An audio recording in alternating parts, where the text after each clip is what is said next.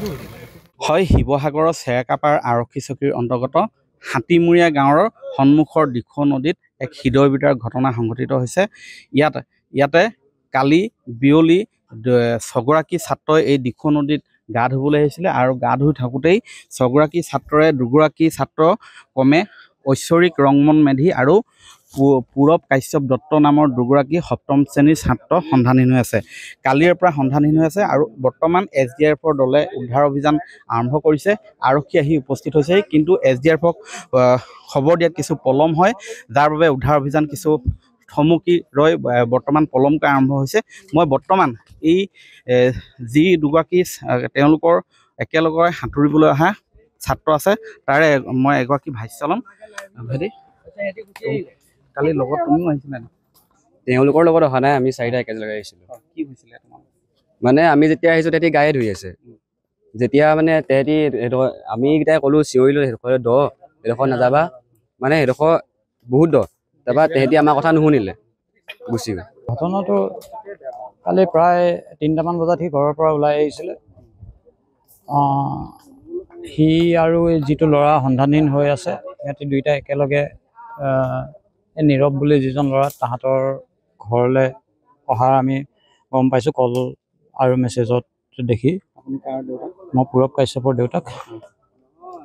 আৰু সিহঁতি একচুৱেলি ৰংমন বুলি যিটো ল'ৰা সন্ধানহীন হৈ আছে, সিও ঘৰৰ পৰা অকণমান আহোঁ বুলি কৈ গৈছে।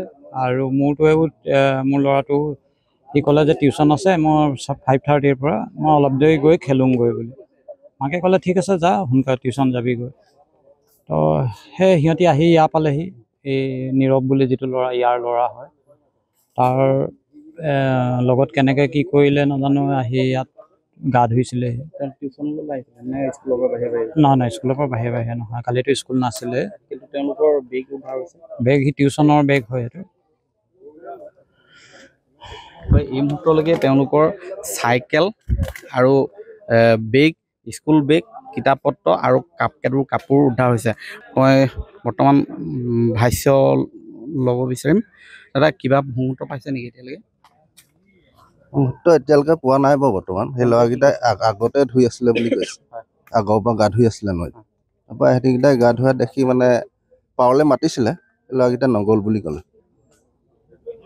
হয়, এই মুহূৰ্তত আৰক্ষীয়ে তদন্ত অব্যাহত ৰাখিছে। মই জানিব বিচাৰিম, ভাইটি, কি তোমালোকে কেনেধৰণে কি লগত তেওঁলোকৰ লগত আহিছিলে? তেওঁলোকৰ লগত আমি নাই অহা।